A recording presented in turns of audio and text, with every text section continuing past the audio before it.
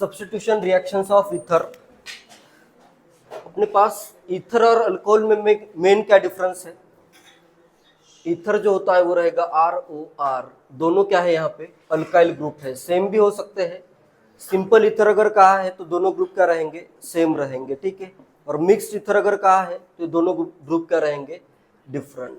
Alcohol का formula क्या आता है, RO, एक यहाँ पे हाइड्रोजन है, ठीक है। तो इसमें मेन डिफरेंस तो ये है कि इसको तुम एक्टिवेट कर सकते हो, ठीक है। एक्टिवेट, जैसे लिविंग ग्रुप है अपना, OH तो लिव नहीं होगा, तो इसको अगर एक्टिवेट किया जा सकता है, जैसे अगर मैं SOCl2 यूज करूं या फिर PBr3 यूज करूं या फिर टॉजिल क्लोराइड यूज करूं, तो यहाँ पे क्या आएगा, अच्छा गुड लिविंग ग्रुप आ जाएगा, ठीक है। लेकिन ईथर जो है, ईथर ये किसी से भी रिएक्ट नहीं होता है, ठीक है। क्यों नहीं रिएक्ट होगा, जैसे अगर मैं रिएक्शन करूं, R है मेरे पास, O करता हूं R, इसकी रिएक्शन में कर देता हूं टॉजिल क्लोराइड के साथ करता हूं, ठीक है। टॉजिल क्लोराइड, इधर क्या आएगा, Cl होगा, SOO, इधर आ जाएगा अपना CH3, ठीक है। तो इसमें अगर रिएक्शन हो रही है तो लिविंग ग्रुप क्या होगा अभी, इधर अगर अल्कोहल की रिएक्शन होती है तो यहाँ पे एक आएगा H, मतलब यहाँ पे जो फॉर्म होगा प्रोडक्ट अगर मैं ड्रॉ करूँ तो क्या आएगा, R होगा, O होगा, नेक्स्ट R, इधर बॉन्ड फॉर्म हो जाएगा, Cl भी यहाँ से रिमूव हो जाएगा, ठीक है। इलेक्ट्रॉन इधर ट्रांसफर होंगे, Cl यहाँ से रिमूव हो जाएगा, ठीक है। इधर आ रहा है प्लस और इधर आ रहा है जो भी है, ये ग्रुप आ जाएगा, ठीक है, बेंजीन वाला ग्रुप, सल्फर वाला ग्रुप आएगा। नेक्स्ट क्या रहेगा, benzene, S double bond O।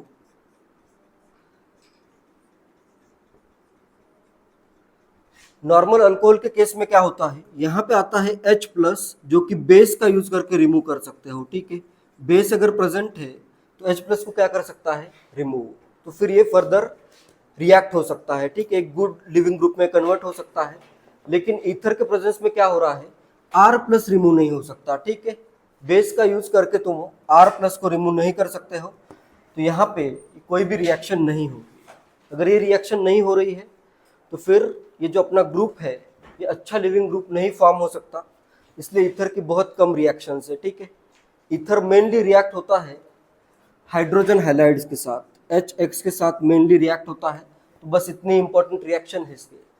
बाकी इसको एक गुड अगर मैं लिविंग ग्रुप में कन्वर्ट कर सकता था तो फिर और भी रिएक्शन पॉसिबल थी, ठीक है। तो यहाँ पे बहुत ही इनर्ट होता है, ज़्यादा रिएक्टिव नहीं होता है, इसलिए इसका यूज एज अ सॉल्वेंट भी किया जाता है, ठीक है। जहाँ पे अपने को सॉल्वेंट ऐसा चाहिए जो कंपाउंड को डिसॉल्व भी कर दे लेकिन रिएक्ट ना हो, अनरिएक्टिव हो, ठीक है। ईथर क्या है अपने, अनरिएक्टिव है। ये देखो बेस के साथ भी रिएक्ट नहीं होते हैं, न्यूक्लियोफाइल के साथ भी रिएक्ट नहीं होते हैं, ऑक्सीडाइजिंग एजेंट हो या फिर रिड्यूसिंग एजेंट हो, किसी से रिएक्ट नहीं होता है, ठीक है। तो अगर इनर्ट है तो इसका यूज किसकी तरह किया जा सकता है, एज अ सॉल्वेंट यूज किया जा सकता है, ठीक है। फर्स्ट पॉइंट नोट करो, लिखो, many of the reagents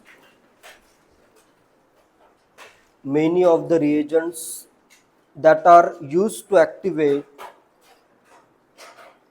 many of the reagents that are used to activate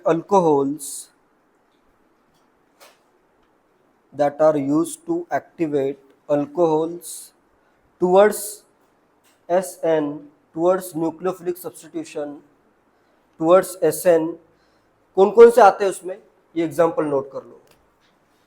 activate करने के लिए, अल्कोहल को एक्टिवेट करने के लिए ये यूज होता है,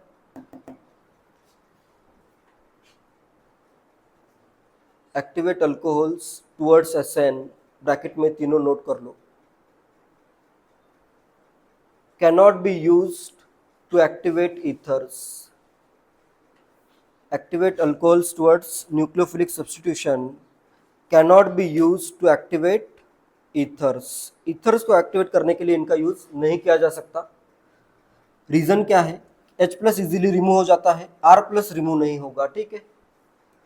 ये नोट कर लो क्यों नहीं होता है, R plus can not be removed, ठीक है, R plus can not be removed. उसका रीजन भी नोट कर लो।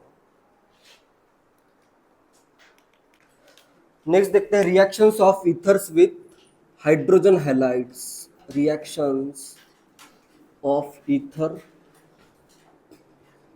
With hydrogen halides.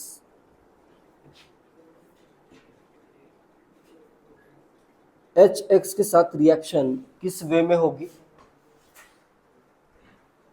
देखो यहाँ पे तो मेनली अपने पास क्या है, ROR है, ठीक है।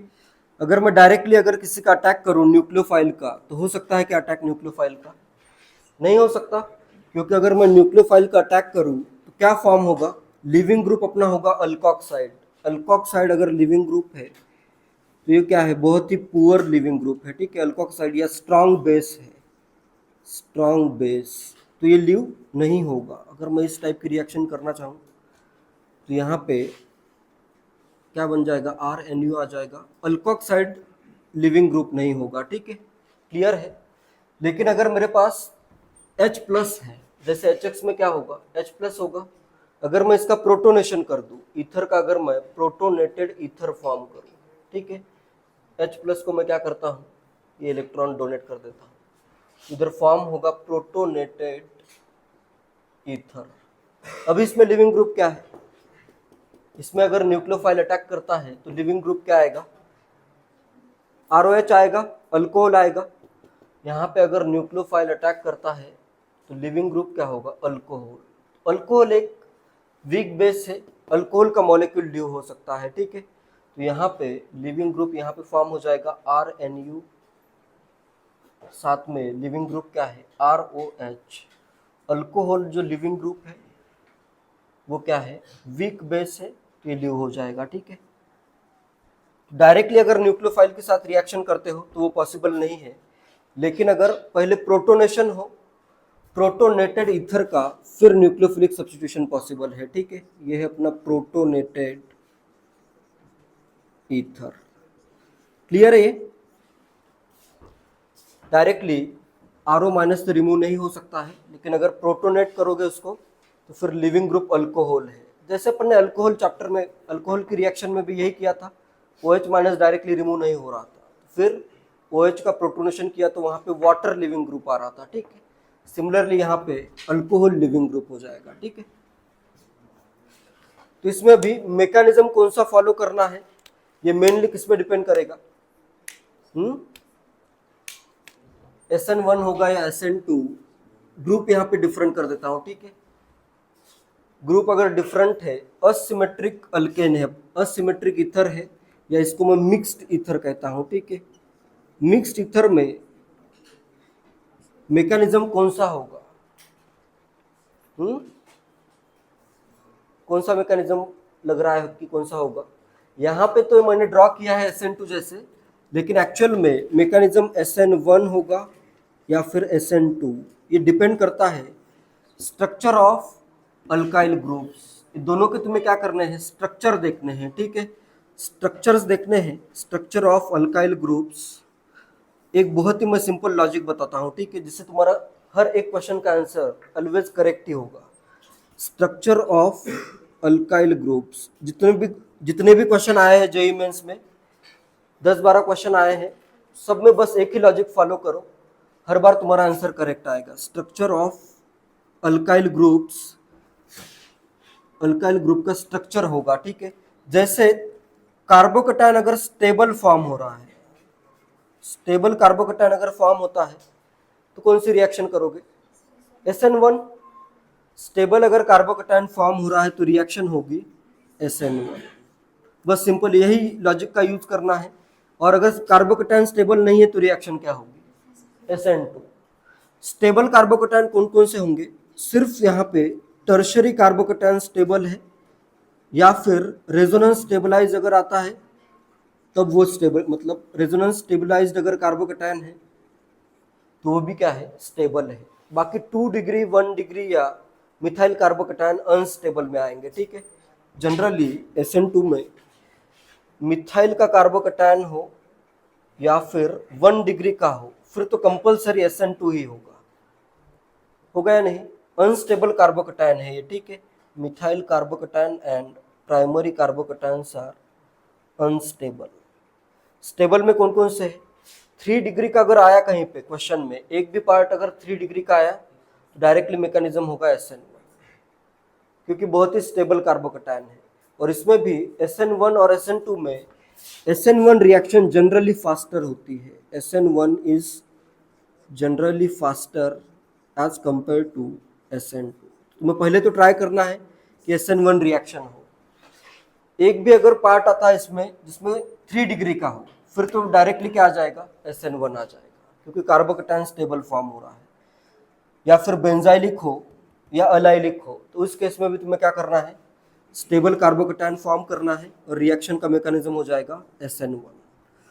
और अगर कार्बोकैटायन स्टेबल नहीं है, क्या करना है? सिंपली SN2 करना है, ठीक है। जिसपे ही तुम्हारा प्रोडक्ट भी डिपेंड करेगा, ठीक है। कुछ पॉइंट्स बताता हूं, इतना नोट कर लो। लिविंग ग्रुप अल्कोहल है, ये नोट कर लो। इसमें देखो मेनली रिएक्शन क्या हो रही है? RO, R डैश कर देता हूं, प्लस करता हूं HI। मेनली रिएक्शन होगी HI। मैक्सिमम क्वेश्चन में तुम्हें लिखा मिलेगा HI है, या फिर HBr की भी कभी कभी रिएक्शन आती है। HCl की रेयरली रिएक्शन होती है, क्योंकि HCl में क्लोरीन क्या है? अच्छा न्यूक्लियोफाइल नहीं है, तो मेनली इन्हीं की रिएक्शन होती है। फॉर्म हो जाएगा, इनिशियली फॉर्म होगा, एक बनेगा अल्कोहल और इनिशियली एक बनेगा अल्काइल आयोडाइड, ठीक है। H+ ऐसे अटैक हुआ तो उसमें से एक बनेगा अल्कोहल और एक बनेगा अल्काइल आयोडाइड। ये रिएक्शन तब करनी है जब 1 इक्विवेलेंट ऑफ HI प्रेजेंट हो। और अगर एक्सेस ऑफ HI होगा तो क्या होगा? एक्सेस HI के केस में ये भी क्या होगा? फर्दर HI के साथ रिएक्ट होगा, जिससे क्या फॉर्म होगा? और एक RI फॉर्म हो जाएगा। क्लियर है? क्वेश्चन में मेंशन रहेगा, मोस्टली तो मेंशन रहेगा, या फिर प्रोडक्ट में तुम्हें देखना पड़ेगा, ठीक है, कि एक अल्कोहल एक अगर अल्काइल आयोडाइड दिया है, तुम्हें ये फिर सॉल्व करना पड़ेगा। ये तो करने में कोई प्रॉब्लम ही नहीं है, दोनों का अगर RI फॉर्म हो रहा है फिर तो इजी है क्वेश्चन। मेनली क्वेश्चन आता है 1 equivalent of HI is used, तो उस केस में तुम्हें बहुत ही इजीली तुम कर सकते हो। इसमें और एक पॉइंट है, हीट भी रहेगा, ठीक है। रिएक्शन स्लो होती है, फास्ट करने के लिए हीट भी कंपलसरी है। रिएक्शन नोट करो, फिर कुछ पॉइंट लिखवाता हूं।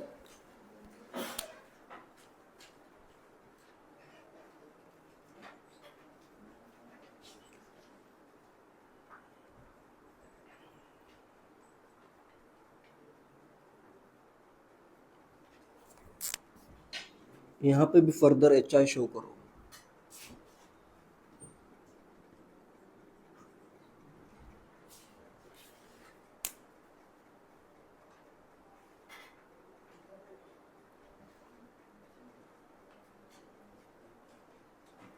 फर्स्ट पॉइंट नोट करो, in the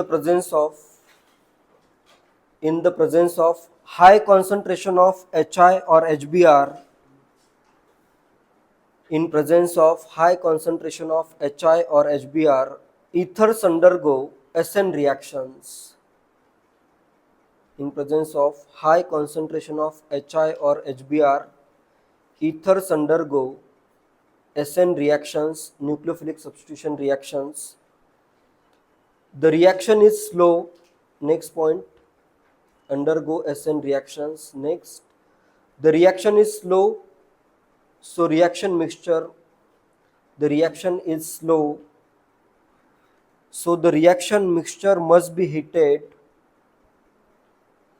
Reaction is slow, so reaction mixture must be heated in order for the reaction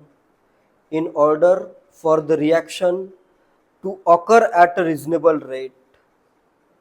In order for the reaction to occur at a reasonable rate,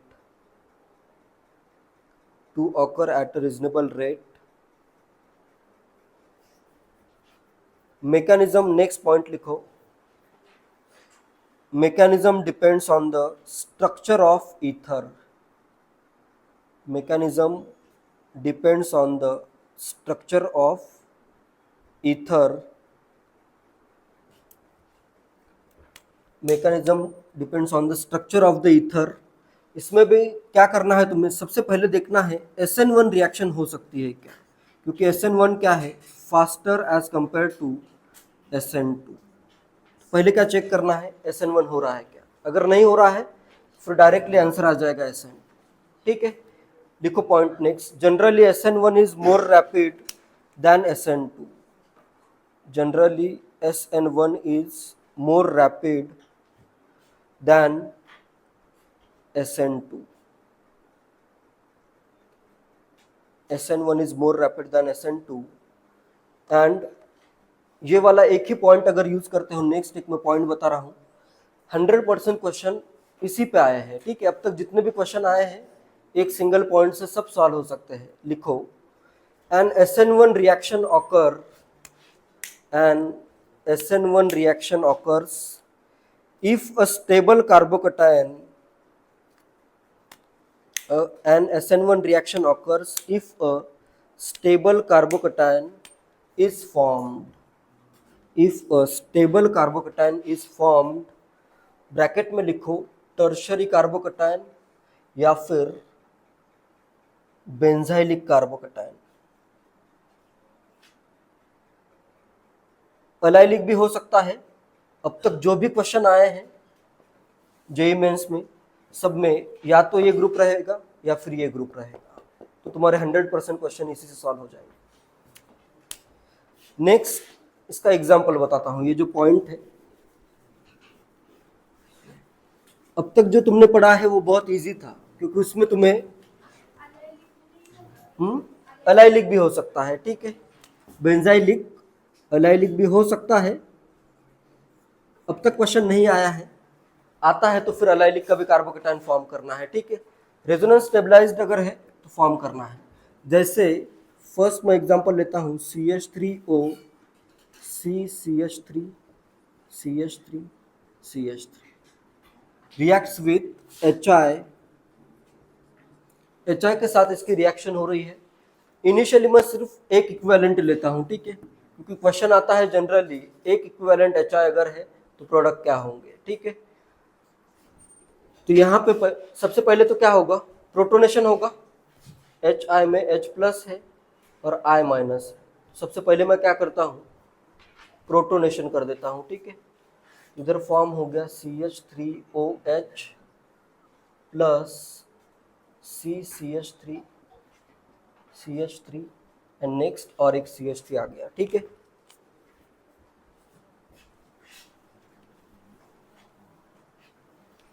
अभी बताओ SN1 होगा या SN2 होगा इस reaction में। Next अभी SN2 mechanism में follow करूं, I माइनस अपना न्यूक्लियोफाइल है, I minus is the nucleophile.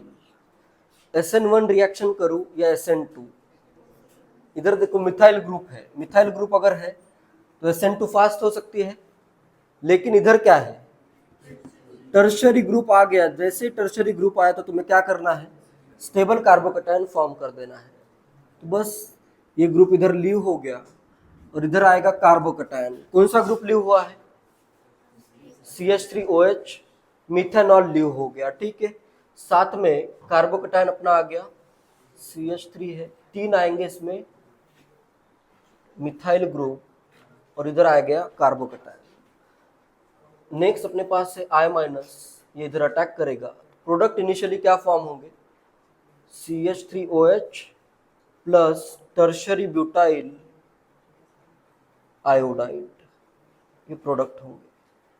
Further अगर एक्सेस ऑफ CH3 के साथ अगर हिट किया है फिर ये भी कन्वर्ट हो सकता है। ठीक है, ये रिएक्शन ऑलरेडी हो चुकी है, CH3OH प्लस HI क्या बनेगा, मिथाइल आयोडाइड, और लिविंग ग्रुप क्या होगा, वाटर होगा। ठीक है, मैकेनिज्म क्या आएगा उसके लिए, अगर मैं रिएक्शन फर्दर इसकी करूं HI के साथ, मैकेनिज्म क्या आएगा, SN2 आ जाएगा इधर। ठीक है, और प्रोडक्ट क्या फॉर्म होगा, CH3I प्लस H2। क्लियर है। क्वेश्चन आता है मेनली इस पार्ट पे, क्योंकि ये तो करना बहुत इजी है। जितने भी O की जगह क्या आ जाएगा, कार्बोकैटायन रीअरेंज भी हो सकता है। ठीक है, अगर रीअरेंजमेंट पॉसिबल है कार्बोकेटायन फॉर्म हो रहा है। जनरली क्वेश्चन रीअरेंजमेंट पे नहीं आएगा क्योंकि डायरेक्टली 3 डिग्री का ही दिया होगा, ठीक है, या फिर बेंजाइलिक दिया होगा, ठीक है।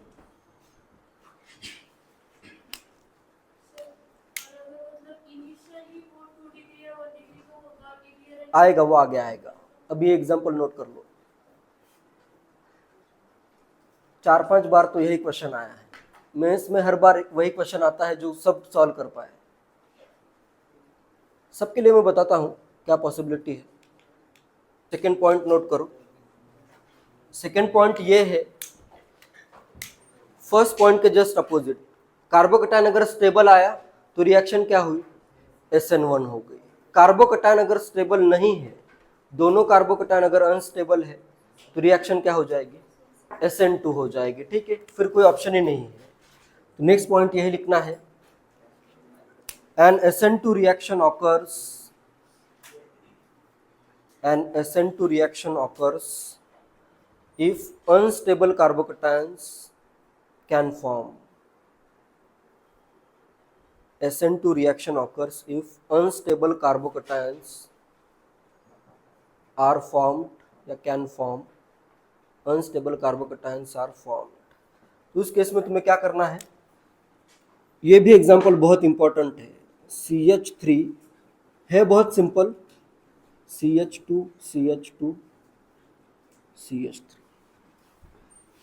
इसकी reaction with HI and heat. पहले मैं 1 इक्विवेलेंट लेता हूं, क्या होंगे प्रोडक्ट, प्रोडक्ट क्या होगा यहाँ पे, एक ही HI है, लिविंग ग्रुप, हाँ, प्रोडक्ट क्या होगा CH3I और प्रोपेनॉल। क्यों, प्रोटोनेशन करता हूं, नेक्स्ट स्टेप भी कर देता हूं प्रोटोनेशन, CH3 कर देता हूं OH plus CH2 CH2 CH3। Mechanism कौन सा फॉलो होगा, SN2। यहां पे भी मैकेनिज्म तुम्हें फॉलो करना पड़ेगा, SN2। SN2 में अभी I माइनस कहां पे अटैक करेगा, मिथाइल पे या फिर प्रोपाइल पे, I माइनस अटैक करेगा मिथाइल पे, क्योंकि ये क्या है, लेस स्टेरिकली हिंडर्ड है। SN2 रिएक्शन कहां पे फास्टर होगी, लेस स्टेरिकली हिंडर्ड जो है वहां पे अटैक होगा और यहाँ पे प्रोपेनॉल लीव हो जाएगा। क्लियर है, दोनों इलेक्ट्रॉन लेके प्रोपेनॉल क्या हो जाएगा, लीव हो जाएगा। इधर शो कर देता हूं, क्लियर है। प्रोडक्ट क्या फॉर्म होगा, CH3I plus CH3CH2 CH2OH। Further अगर इसकी HI के साथ रिएक्शन होती है फिर तो बहुत ही ईजी है, फॉर्म हो जाएगा प्रोपाइल आयोडाइड। क्लियर है। SN2 अगर रिएक्शन हो रही है तो ये चेक करना है कि SN2 कहां पे फास्टर होगी, वहीं पे न्यूक्लियोफाइल का अटैक करना है, ठीक है। रिएक्शन नोट करो, एक पॉइंट नोट करो इसमें, कहां पे अटैक होगा, जो लेस स्टेरिकली हिंडर्ड होगा, ठीक है। हैलाइड आयन प्रेफरेबली, लिखो halide ion preferably attacks less hindered, halide ion Br minus भी हो सकता है, halide ion preferably attack the less sterically hindered group, halide ion preferably attack the less sterically hindered group. जो भी group कम sterically hindered है वहां पे क्या होगा, न्यूक्लियोफाइल का अटैक होगा, ठीक है।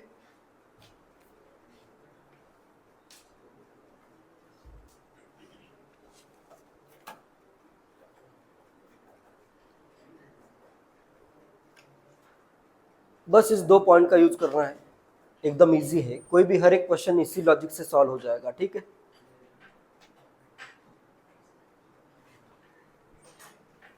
हो गया नोट।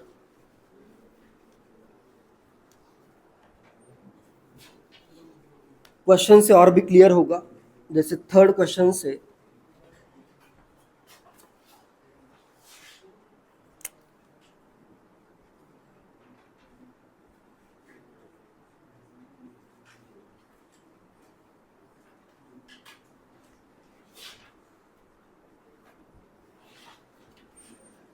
HBr कर देता हूं इस बार, ठीक है। क्या प्रोडक्ट आएंगे बताओ?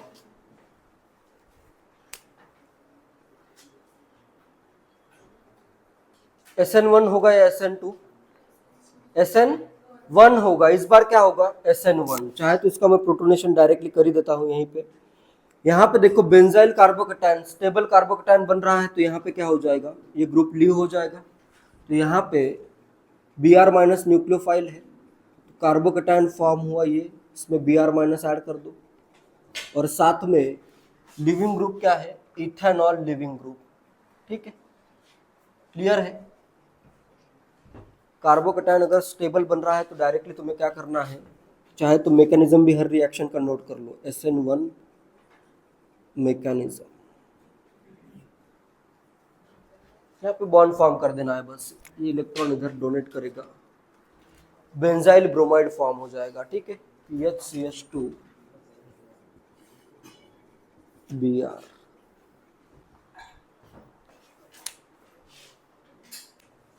हो गया नोट?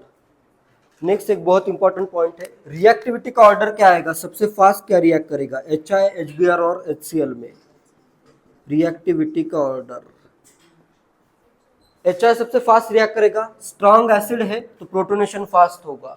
I माइनस ज्यादा न्यूक्लियोफिलिक तो SN रिएक्शन भी फास्ट होगी, तो आएगा ऑर्डर आएगा HI, नेक्स्ट HBr, HCl की रिएक्शन, SN2 रिएक्शन तो बिल्कुल भी नहीं होगी, नो SN2। SN1 एक आधी बार हो सकती है, ये बहुत ही कम रिएक्टिव है। SN2 इसलिए नहीं होगी क्योंकि Cl माइनस जो है पुअर न्यूक्लियोफाइल है, पुअर न्यूक्लियोफाइल, तो ये अटैक नहीं कर सकता। होगी तो SN1 हो सकती है, क्वेश्चन मेनली इन्हीं पे आएगा। HCl की SN2 रिएक्शन तो बिल्कुल नहीं होगी क्योंकि Cl माइनस पुअर न्यूक्लियोफाइल है, तो SN2 ऐसे डायरेक्टली अटैक नहीं करेगा। कार्बोकेटायन अगर फॉर्म होता है तो फिर ये उसको कंबाइन हो सकता है, ठीक है। मेनली रिएक्शन इन दोनों की आती है। HCl की अगर रिएक्शन आई भी डायरेक्टली रिएक्शन नहीं होगी, ठीक है। तो ये ऑर्डर भी नोट करो और एक नोट लिखो, SN2 cleavage of ethers, SN2 cleavage of ethers do not occur, SN2 cleavage of ethers do not occur at all with conc HCl, do not occur at all with concentrated HCl because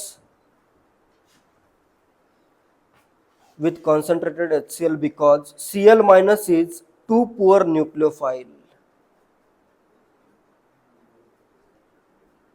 do not occurs at all with conc HCl because Cl minus is too poor nucleophile। ये attack नहीं कर सकता है तो इसके SN2 reaction नहीं होगी, ठीक है। तो ये ऑर्डर भी इंपॉर्टेंट है। एंड नेक्स्ट, ईथर्स जो है अनरिएक्टिव है, इसमें देखो अगर मैं प्रोटोनेशन नहीं करूं तो इसकी रिएक्शन किसी के साथ भी नहीं होती है।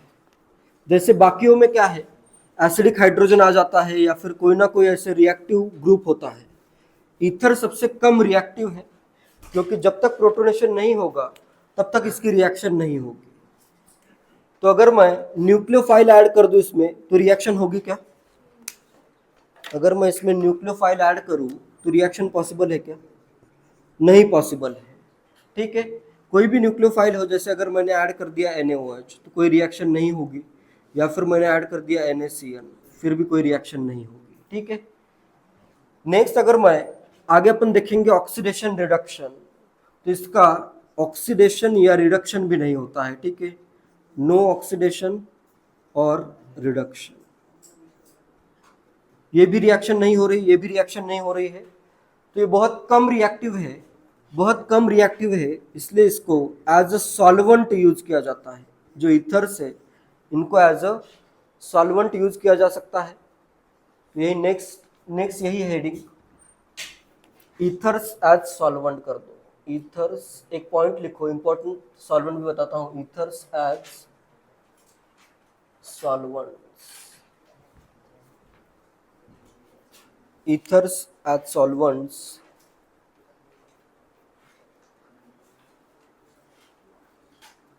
पॉइंट नोट करो एक, ethers are relatively unreactive compounds, ethers are relatively unreactive compounds and do not react with unreactive compounds and do not react with most reagents and do not reacts with most reagents.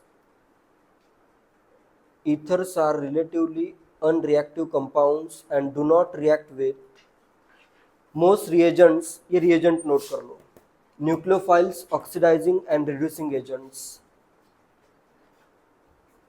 Do not react with most reagents, इसमें क्या क्या आएगा, nucleophile, oxidizing and reducing agents, hence they are frequently used as solvents, hence they are frequently used as solvents. कहीं पे आया था क्या ether as a solvent, कहाँ पे आया था?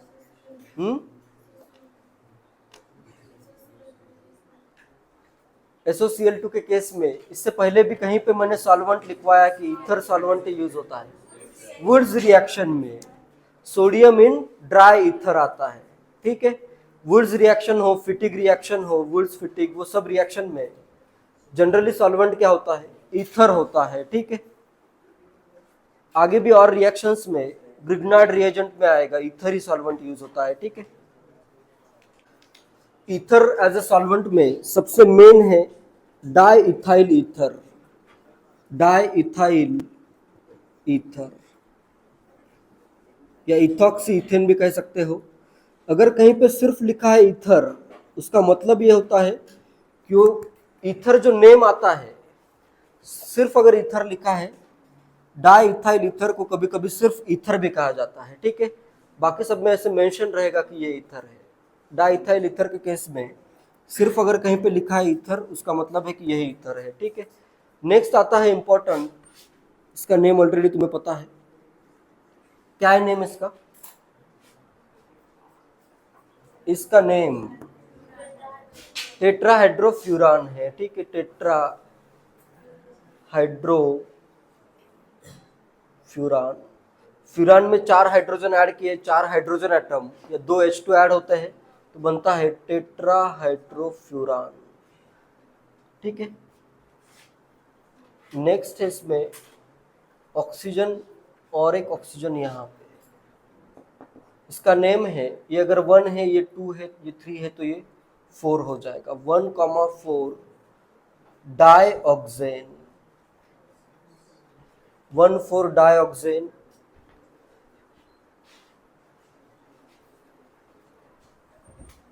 नेक्स्ट जो ईथर है, एक कर देता हूं इथेन, उस पे इसका नेम क्या होगा, आईयूपीएसी नेम बताओ इसका, इस ईथर का आईयूपीएसी नेम। पैरेंट चेन कितने कार्बन की है, ये रहेगी ना 2 कार्बन की, 1 2। ये ग्रुप क्या है, मिथॉक्सी, और ये भी है मिथॉक्सी, तो नेम क्या आ जाएगा, 1 2 डाइमिथॉक्सी इथेन, डाइमिथॉक्सी इथेन। इसको शॉर्ट में लिखते हैं dimethoxy ethane, DME, dimethoxy ethane. And next और एक solvent CH3O tertiary butyl group कर देता हूं, ठीक है।